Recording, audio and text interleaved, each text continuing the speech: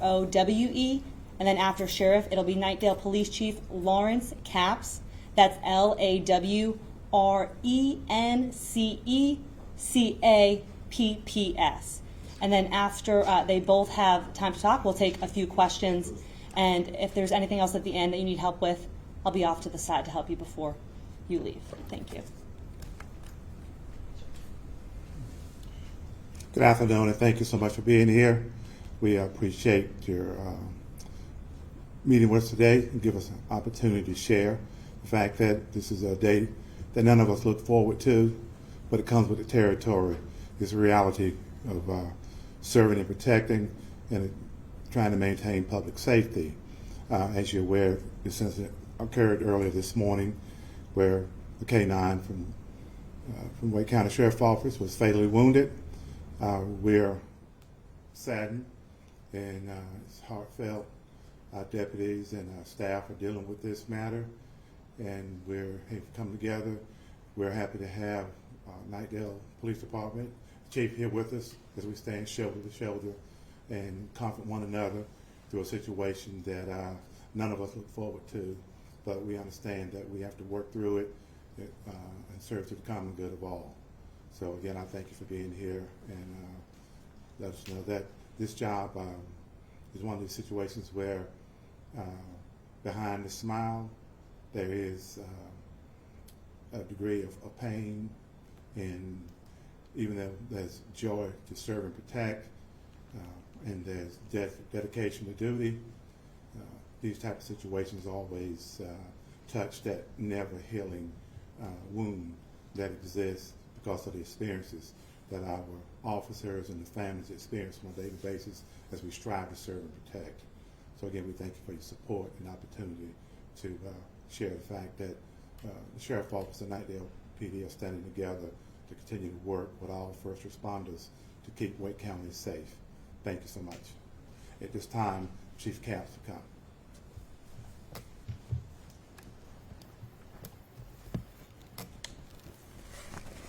Thank you very much, Sheriff Rowe. We have prepared an updated press release. My colleague, Ms. Rachel Morris, will ensure that you have that. It is not my intent to read the press release verbatim. I do want to offer some important comments and provide some updated information as well. I think it's important to begin by reiterating my sentiment from earlier today. This is really a heartbreaking tragedy. The remorse and the level of grief that is felt by our officers and by our deputies is real, it is palpable. There is no playbook for something exactly like this, and in times where there isn't a specific protocol, as Sheriff Rowe said, we tend to rely on our relationships, our partnerships, the unity that we've developed to navigate these very difficult trials that we sometimes find ourselves in, and to effectively deal with the tragedies that are unfortunately a part of this job. I will say as well that we recognize that the loss of a police K-9 in many ways is just as impactful as the loss of a human being. There is an undeniable bond between K-9 handlers and their animal partners. That's something that we are extraordinarily sensitive to, and we want to make sure that we communicate that to our friends here at the Wake County Sheriff's Office, make sure we communicate that to Santos handler. I want to give you just a real quick synopsis of how this thing played out in the early morning hours. My officers noticed a vehicle on North Smithfield Road with a revoked registration plate. The officers conducted a traffic stop around 12:30 a.m.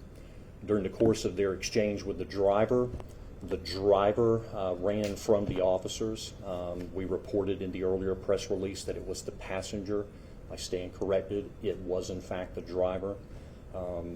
The officers gave chase. They were able to confine the suspect in a particular area, called for resources and assistance to include deputies from the Wake County Sheriff's Office and K-9 Santos. What I can tell you is that the officers and deputies were able to quickly locate the suspect, and as they were approaching the suspect to issue the commands and to take the suspect into custody, that is when the officer accidentally discharged the weapon, striking K-9 Santos and ultimately resulting in the K-9's death. As I said, this has been an extraordinary tragedy for us, and I can only imagine much more so for the Wake County Sheriff's Office and for their deputies.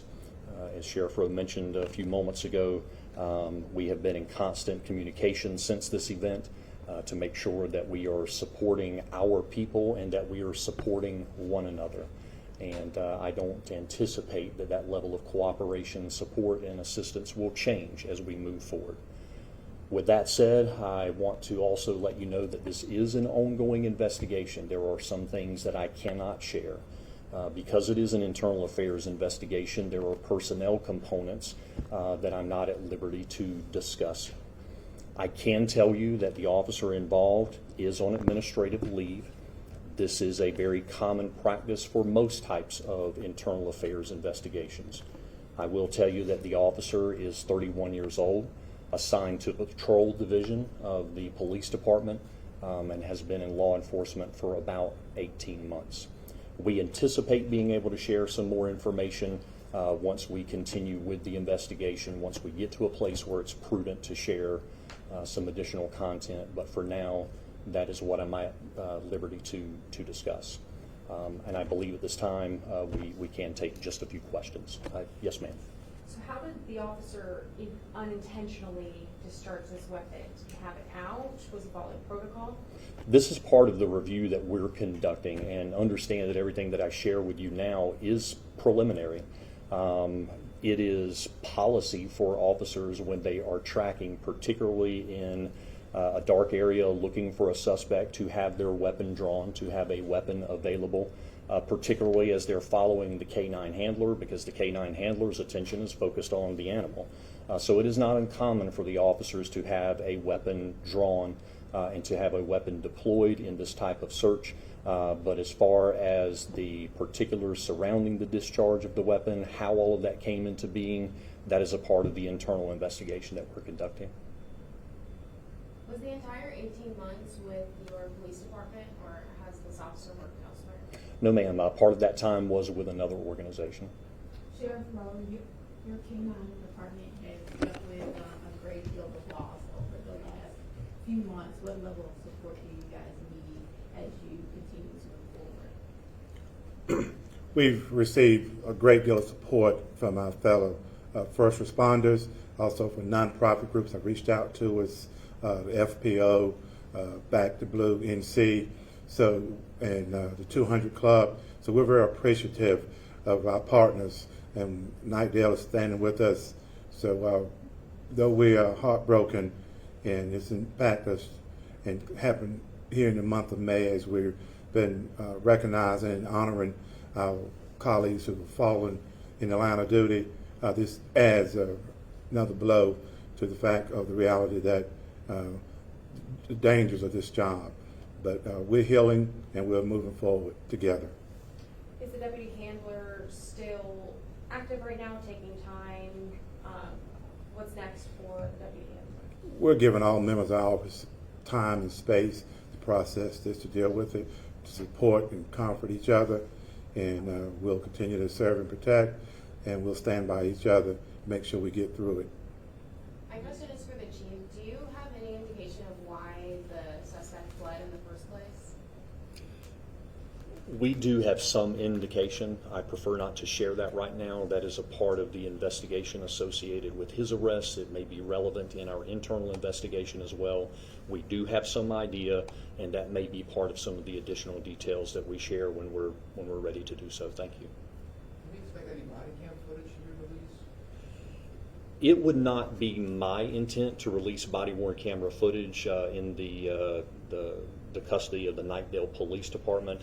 I do not see any particular value in sharing that footage with the general public. What I can tell you is that it has extraordinary value for our internal investigation, and we will certainly be reviewing it extensively to find out exactly what led to this accidental shooting. But as far as my intent at this moment to release that footage, I do not intend to do so. Will this change protocol for when an officer is following behind a K-9?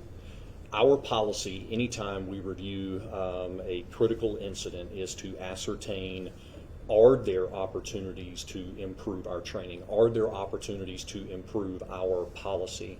You never want a critical incident to serve as a teachable moment, but I think that if we fail to try to glean valuable lessons from things like this, then we are doing our officers a disservice and we're doing our communities a disservice. So that remains to be seen. It really depends on the outcome of the investigation and what we determine from our review.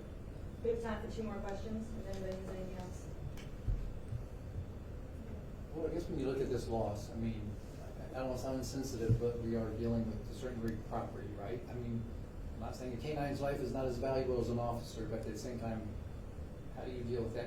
Is this like, I don't know if there's any kind of formal charges, if you just determine that the officer did something inappropriate. Yeah, like losing speeding in a vehicle and crashing a car, this is, I hate to say it, but this is a piece of equipment, right? So how do you, I guess I'm losing track of what my question was, is how do you attain to that, use that as determining if there is any kind of disciplinary action to be held against an officer? Because if you were to take it to human life, we might be looking at manslaughter or something else. We're not, because in some ways the dog might just be property. I think I understand your question. Where I might differ with you is that I don't view the animal as just property.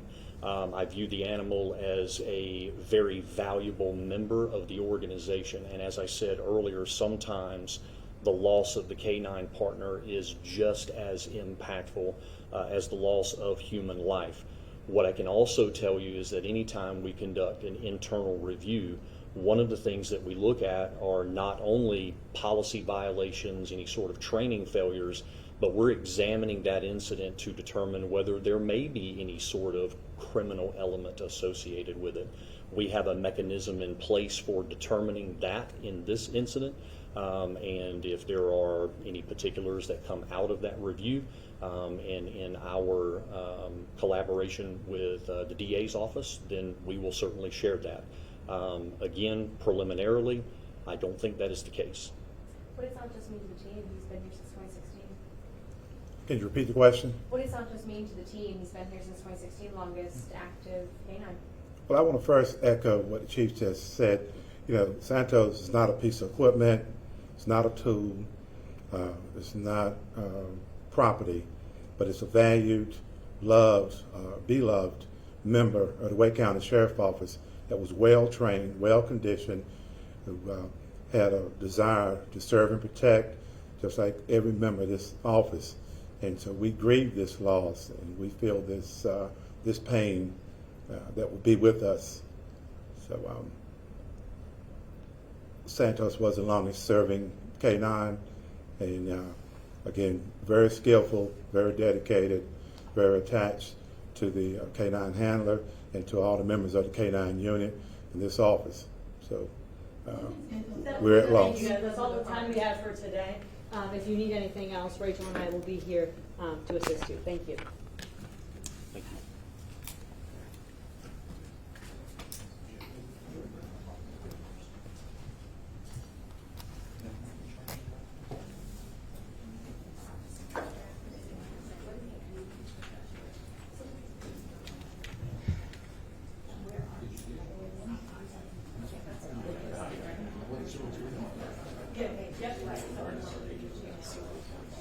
That would be